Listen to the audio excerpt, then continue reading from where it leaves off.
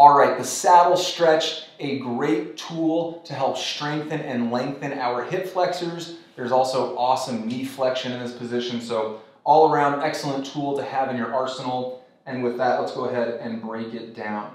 So we're starting with the tops of our feet pressed into the floor, and then we're going to shift our hips into our heels.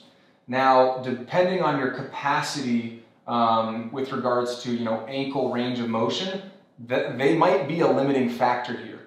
So you might just lean back slightly and go, oh, that's a lot of tension on my ankles, and that's where you should stop, right? Work on your limiting factor before you try to find some adjustment that allows you to focus on the hip flexors. There's plenty of other stretches that you can utilize if you're just looking to isolate the hip flexors, but it's totally fine if the ankles need to be worked out before you can fully utilize a stretch. It's still extremely valuable, right? You found a weak spot and now you can work it. But the idea is to lean back as far as you can.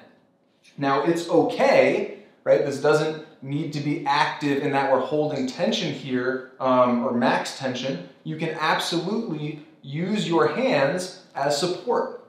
Right? Now what you can do to continue to optimize this stretch is you can contract and relax. So even though your hands are here to support, you can contract, right? Maybe try to push the hips up and then relax. And maybe that allows you to, deepen your position.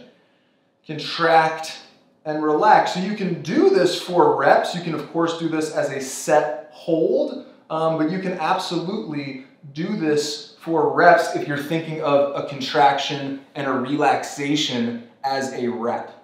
But that's basically it. You're looking to lean back as far as you can. Feel free to play around a little bit, to move a little bit inside of the hold, maybe pulse instead of a longer contraction, relaxation moment. It's totally up to you. Now remember, if you're watching me, you're like, wait, I can get deeper than this guy.